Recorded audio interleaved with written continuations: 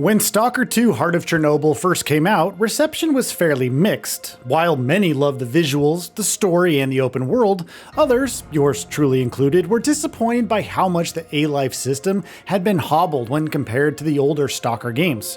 Over time, however, GSC Game World kept working on the first-person shooter, and while it never did quite reach the same heights as Call of Pripyat, Heart of Chornobyl managed to carve out an identity all of its own. Now, over a year after the base game's release, the studio has released its first major expansion for STALKER 2, Cost of Hope. In many ways, Cost of Hope feels like a love letter to fans of the original STALKER trilogy. Many of the new locations you get to explore in the expansion are essentially remade versions of places we've been to during Shadow of Chernobyl, Clear Sky, and Call of Pripyat, after all. What makes the DLC more interesting than just a retread of content we've already seen before, however, is just how these older locations feel to explore, with the more modern gameplay systems offered by STALKER 2. So right off the bat, Cost of Hope feels quite different from the kinds of expansions and DLCs we typically see released for open world games. Rather than offering just a new questline and perhaps a few new enemies, for instance, Cost of Hope instead offers a much more non-linear experience. Now, don't get me wrong, there are certainly missions to complete, and plenty of breadcrumbs for players who want to experience this new plot. However, at its best, the expansion essentially offers a new playground with its own unique set of challenges. Despite my earlier assertion that the expansion feels like a love letter to older games, Cost of Hope also holds its own. The new zones added with Cost of Hope form the core of what GSC Game World is trying to achieve with the expansion. Legendary locations that we last got to explore more than a decade ago, like the Iron Forest and the Chernobyl nuclear power plant, have been beautifully reimagined for STALKER 2. For entirely new players, these locations, which you can visit in just about any order you like once you progress far enough into the main story of the expansion, will offer fresh grounds for exploration, including their own navigational and combat challenges. Fans of the franchise might also start getting quite excited at the prospect of revisiting these old zones once more, but many years have passed since we last saw them, and the exclusion zone is a volatile place. This means that there have been plenty of changes made to these zones. The core theme of Cost of Hope is an overwhelming feeling of decay. We are exploring these locations for the first time after many years, after all. Along with this, there's also an undercurrent of an invisible war being waged against two primary concepts, duty and freedom. This also plays into the choices you may have made in the base game, where you essentially have to side with either the Ward or the Spark.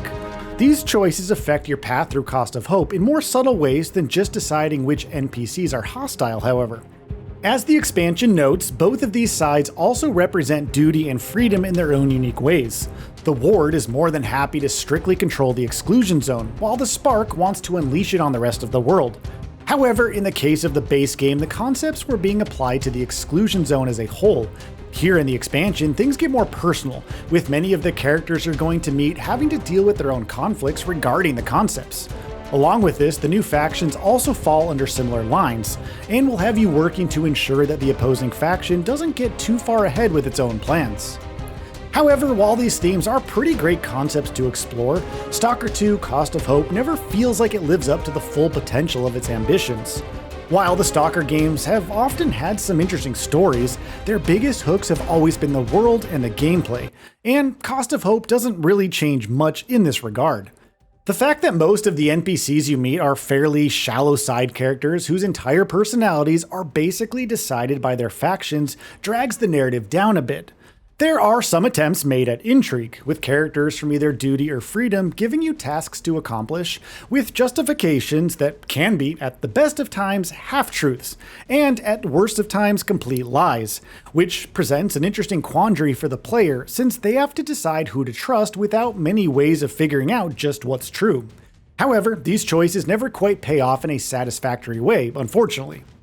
The most interesting part about the entire conflict between duty and freedom is the fact that they have had to get along for several years because of the D4 treaty. Cost of Hope starts out really strong, letting you see firsthand how this treaty is falling apart at the seams, and in the process, you get dragged into the conflict. On their own, neither Duty nor Freedom feel like fully fleshed out factions on their own, and rather end up feeling like extensions of the Ward and the Spark from the base game, with Duty wanting to contain and research the Exclusion Zone, and Freedom wanting to treat the Exclusion Zone as if it were a gift to humanity. When it comes to moment-to-moment gameplay, Cost of Hope acts as a major distillation of all of the Update 2.0 changes that have also been applied to the base game. This means that, in general, things like movement and gunplay feel a lot more refined.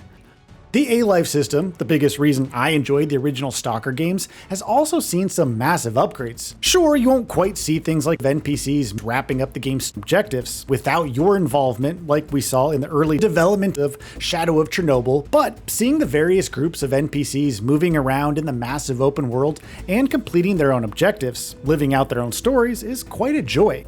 However, there are still a few bugs to work out in the A-Life system, and I've often noticed NPCs randomly sinking into the ground while simply being out on patrol, for example.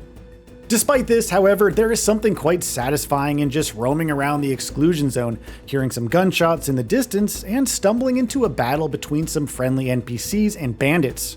True to classic Stalker conventions, emergent NPC behavior can range from this to something more expansive, like setting up new bases and forward camps in areas you may have cleared of hostile forces.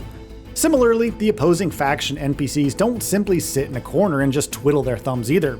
You'll also often run into enemies that have simply been on your trail to get revenge for a previous gunfight, for instance. Cost of Hope also includes a host of new gear to find, and while many of these additions were made to the base game as well with Update 2.0, they become easier to find in the expansion thanks to some of the newer enemy types that you'll fight. They'll often be equipped with guns like the Erev Assault Rifle, a personal favorite of mine, that manages to set itself apart from the standard guns of the base game by offering its own unique feel when you pull the trigger, from the smallest factor like how it sways while you're aiming, to larger aspects like what kinds of attachments can be equipped. The new gear opens up plenty of choices. The new fog system also plays a major role in Cost of Hope, since many of the locations, the new ones here, are even more dilapidated now than they were in older Stalker zones. GSC Game World has decided to further add on to the atmosphere by adding gameplay consequences to the fog. Rather than simply just being a visual effect, a foggy atmosphere also plays a role in making people and other creatures in the area harder to see and hear. These same properties also apply to you, however, so stealth-based gameplay has also gotten a considerable boost thanks to this very change. The entire expansion ends up feeling part of the larger whole presented by STALKER 2 Heart of Chornobyl, since you have to make quite a bit of progress in the main story to even start it. And while its introductory missions can be wrapped up relatively early after starting up a fresh playthrough, you get the first mission right after leaving the Lesser Zone. Its story essentially grinds to a halt for a while, only picking up after you make your way around halfway through the campaign.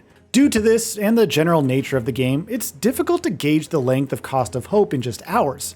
I spent multiple hours during my time reviewing it, but it is worth noting that I was also trying to be as thorough as possible when exploring its new locations. In general, the mission structure hasn't changed too much from the base game, with objectives largely revolving around going to certain places, talking to characters, and occasionally clearing out an area of hostile units and getting your hands on specific items. If you're looking for more interesting rewards than just guns, armor, healing items, and bullets, however, STALKER 2 has never really had much to offer in that regard, and the expansion doesn't change this. So my favorite thing to happen with STALKER 2 thanks to Cost of Hope and Update 2.0 is the fact that GSD Game World made incredible gains in performance improvements. On my PC running an AMD Ryzen 7 7800X 3D CPU, 32GB of RAM, and a Radeon RX 7800 XT GPU, I was able to manage a steady frame rate of just over 70 FPS at 1440p. This then gave me further confidence to boost up my graphics settings ever so slightly, like higher texture quality, softer shadows, and more volumetric lighting to hit a smooth 60 FPS and get some visual improvements out of the bargain without having to touch frame generation. Setting FSR 4 to balanced has also offered a considerably more favorable ratio of visual fidelity to frame rate than previous versions of the technology have. Thanks to GSC's continued post-launch support, STALKER 2 Heart of Chornobyl has steadily evolved into a much stronger open-world experience, particularly for fans of atmospheric sandboxes. Cost of Hope, with its new zones and returning locations from older games, alongside the improvements introduced with Update 2.0, has only accelerated that evolution. While there are still bugs that need fixing and some hard edges that need further polishing, the fact that Cost of Hope gives you even more of a reason to jump into the exclusion zone, even if you've already finished the base game, is a definite success. While some of the open world additions with Cost of Hope might seem like they're geared specifically towards longtime fans of the franchise, even newcomers who jumped in with the release of STALKER 2 will find plenty to enjoy here. The new environments strike the perfect balance between creepy, dilapidated, and enticing that makes exploring them a lot of fun, and regardless of how much time you may have spent with any of the STALKER games before, you'll undoubtedly find yourself sitting on the edge of your seat thanks to the tense gameplay.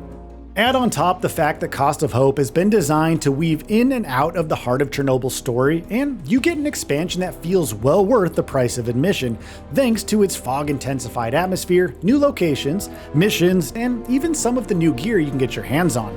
So, what are your thoughts on this? Go ahead and share them in the comments below. And if you like this video, please subscribe to the channel and enable all notifications by clicking the bell icon to get new video updates. We upload every day and would really appreciate your support. Thanks for watching.